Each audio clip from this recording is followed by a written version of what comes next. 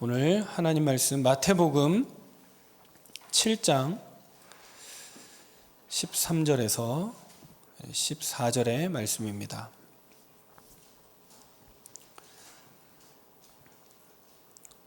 마태복음 7장 13절에서 14절 예수님이 주신 말씀 함께 합독하겠습니다.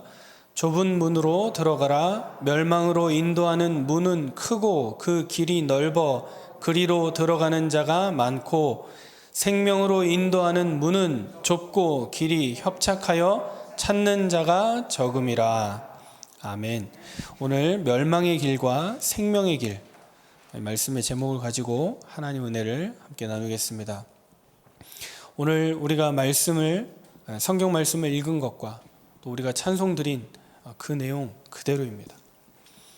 많은 사람이 가는 길, 넓고 화려한 길은 사람이 많고 가는 사람이 많습니다. 그러나 좁은 것처럼 보이지만 그 문이 진짜 문이고 생명의 문이며 성삼위 하나님이 함께 하시는 문이라면 그 문으로 가야 되는 것이죠. 그러나 그 문으로 가는 사람은 적습니다.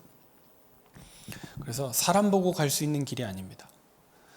많은 사람이 가는 길은 저기에 가면 나도 뭐 되지 않을까? 어떻게 하면 할 수 있지 않을까? 또 굉장히 의미가 있을 것입니다. 가면서 사람들하고 서로 동질감을 느끼고.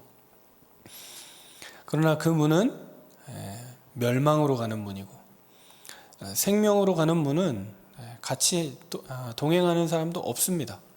외롭고 고되고 힘들고 내 마음을 알아주는 사람도 없고 사람들이 무슨 생각을 하는지도 잘 모르겠고 정말 이 길 끝에 내가 찾던 그 생명이 있는지 진리가 있는지 하나님이 함께 하시는 비밀이 확인이 되는지 사실적으로 확신도 없습니다. 그러나 그 길을 가는 것입니다. 그러나 결론적으로 그 문의 끝에 가봤을 때 바로 이 문이 진짜 문이었고 생명으로 인도하는 문이라는 하나님의 은혜를 참으로 체험하게 되는 것이죠. 다른 사람을 떠나서 제가 그랬습니다. 어렸을 때 그냥 잘 살면 좋겠어요. 우리 집이 좀 부자였으면 좋겠고 행복했으면 좋겠고 어머니 아버지가 스트레스 안 받고 가족끼리 좀 화목했으면 좋겠고 근데 집에 있어 보면 저 때문일 수도 있겠지만 늘 어머니 아버지의 뭔가 미묘한 감정 싸움, 그것도 세상 거 가지고 싸우는 것도 아니고 어머니는 교회 가자, 아버지는 안 간다, 이런 것 때문에 싸우고 그랬던 시절이 있었습니다. 그때 제가 뭐라고 생각했을까요? 그냥 우리 집 예수 안 믿었으면 좋겠다. 그냥 남들처럼 그냥 화목하게 살고 외식하러 다니고 아버지들 막 휘파람 불면서 애들 용돈 주고 놀러 나가시고 그러던데 우리 집은 막 지질이 볶고 싸우고 화목할 때도 있지만 그런 생각을 하지 않겠습니까? 근데 시간이 지나 보니까요, 하나님이 그게 좁은 길로 인도하시는 하나님의 은혜였어요. 갈등이 없는 게 행복한 게 아니라 갈등 속에서도 하나님의 인도를 따라 시간이 지나 보니까 저희 부모님이 사셨던 삶이 그리고 저희 자녀들이 따라가는 그 길이 이게 틀린 길이 아니었구나. 어렵다고 도망하고 회피하고 이런 것이 아니라 정말 하나님의 은혜를 향해서 끝까지 인도를 받았구나. 지나온 시간을 생각해 볼 때 그런 생각이 들고 그래서 우리 부모님이 또 그 부모님 가운데 역사하셨던 하나님의 은혜에 감사하고요. 왜 저렇게 안 맞을까 생각했던 그것이 하나님의 뜻을 이루기 위한 것이었구나 생각하게 됐습니다.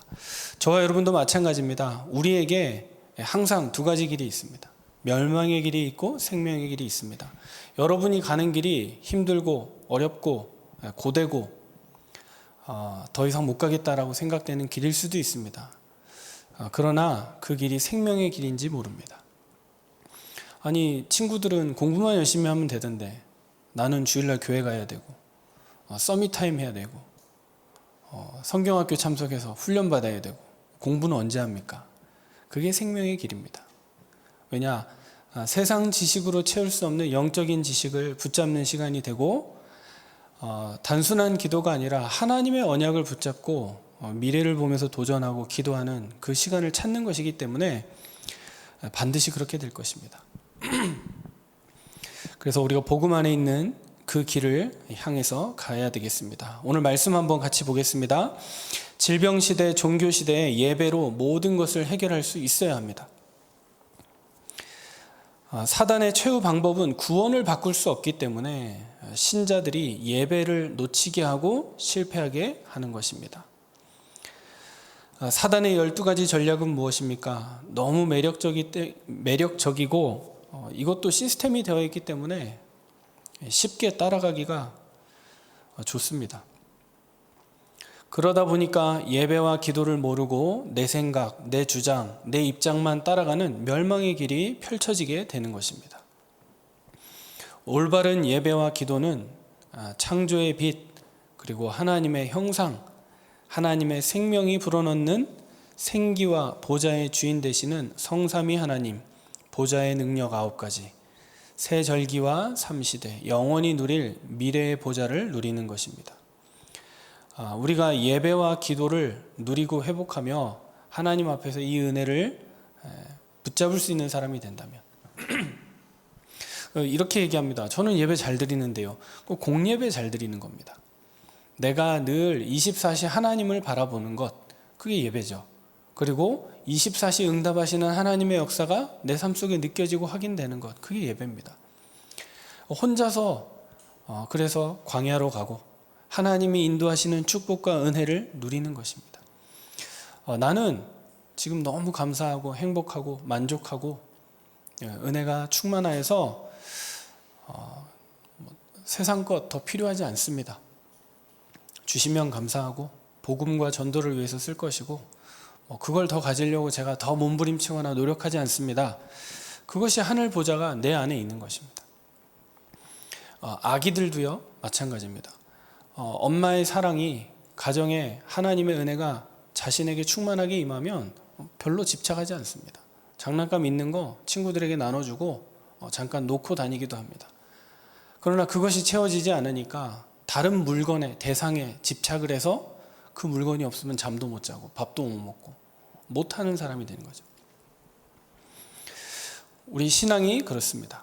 어린아이와 같은 신앙, 뭔가에 집착되어 있는 신앙에서 벗어나서 큰 그릇을 가지고, 큰 믿음 가지고 하나님의 은혜와 능력 속으로 들어가는 것입니다. 첫 번째입니다. 좁은 길은 십자가의 길입니다. 요셉은 창세기 3장 15절에 그 길로 갔습니다. 고난을 당한 것 같았지만 고난이라고 생각하지 않았습니다. 모세는 출애굽기 3장 18절 피언약, 십자가의 길을 갔는데 그것이 고난의 길이 아니었습니다. 이사야 7장 14절의 말씀을 알아들은 다니엘과 세 친구 에스더는 십자가의 길을 선택했습니다. 모세 같은 경우는 그냥 왕궁에서 대학 잘 나왔으니까 가만히 있다가 후계자 되면 됩니다. 애굽을 다스리는 통치자가 되면 됩니다. 그러나 모세에게 펼쳐져 있던 두 가지 길, 멸망의 길과 생명의 길. 모세는 생명의 길을 선택했고 좁은 길을 가게 되었습니다. 그래서 광야에 40년 동안 방황하고 그곳에 홀로 있는 것 같았지만 그것은 영적인 응답의 시간표, 영적인 시스템을 만드는 시간이 되었고 이후에 40년을 통하여서 애굽이 아닌 사단으로부터 완전히 빠져나오는, 그래서 이스라엘 전 민족을 이끌고 출애굽하여 가나안의 응답을 누리게 되었습니다. 대한민국에도 있습니다. 우리 믿음의 선배들 중에 주기철 목사님, 손영원 목사님 같은 분들. 도시에 가서 큰 목회하면 되잖아요. 근데 시골에 가서 나 환자들과 함께 그들의 친구가 되고 그들과 함께 그 사역을 했습니다. 놀랐다고 하지 않습니까? 사람들이 다들 나 환자 대하러 올 때 환자복 입고 오는데, 방호복 입고 오는데 손영원 목사님 그런 거 없이 같이 대하고 살았다고 합니다. 주기철 목사님 우리가 너무 잘 알죠. 한 번 죽는 것이지 신자가 하나님의 자녀가 한 번 죽는 것이 두 번 죽는 거 아니다. 그리고 그 죽음의 길을 갔습니다.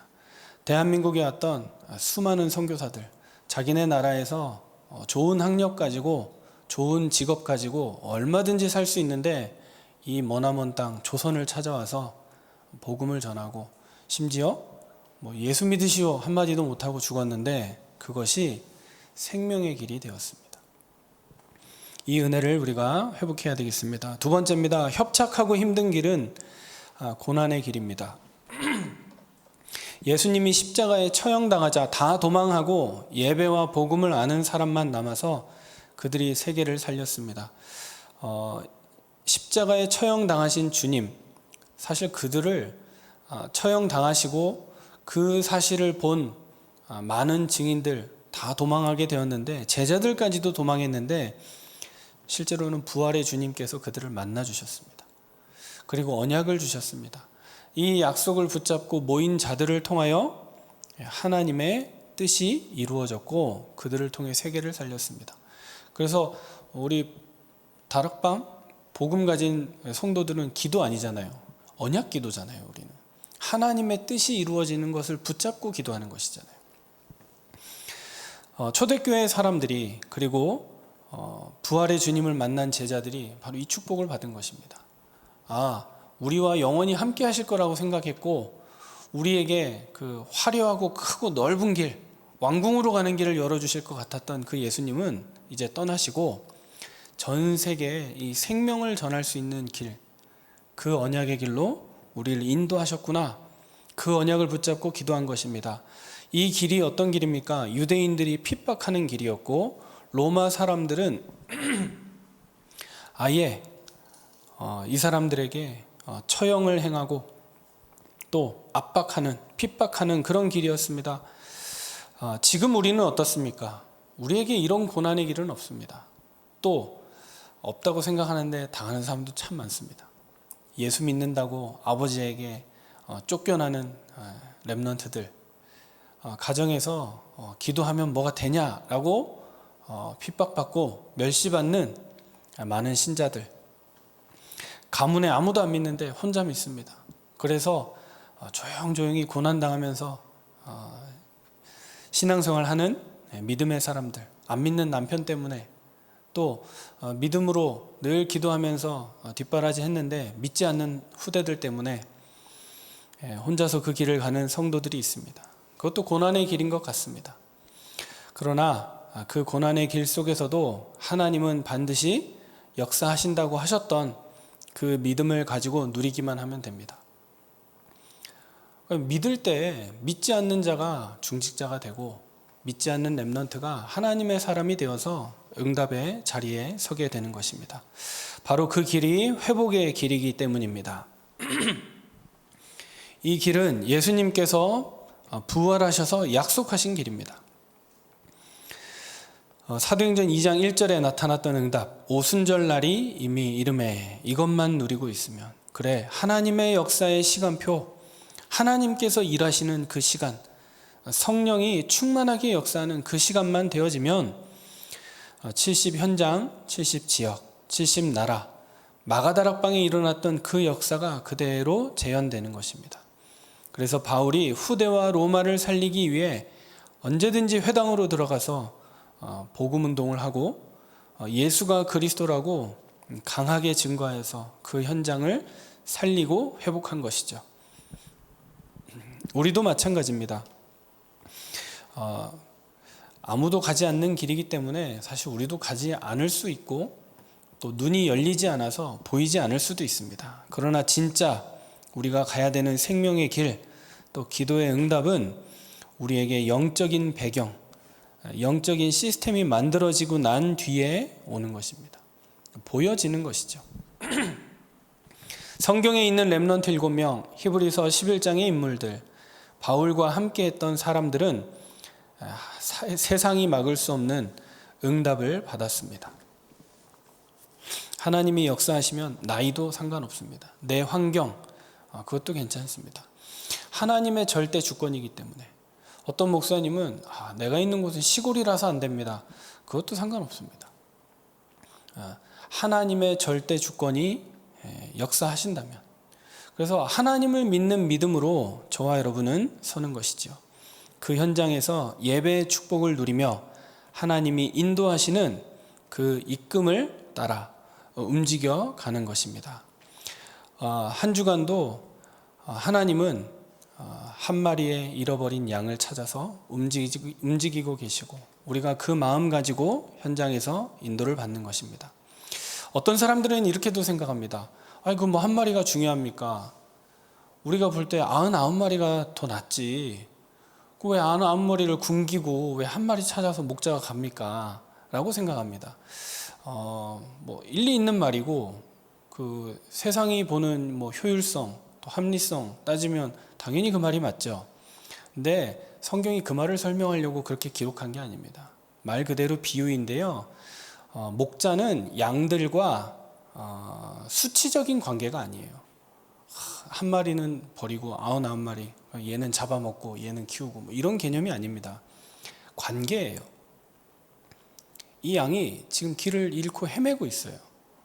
위험한 곳으로 갈지 모르고 어떤 상황이 있는지 몰라요.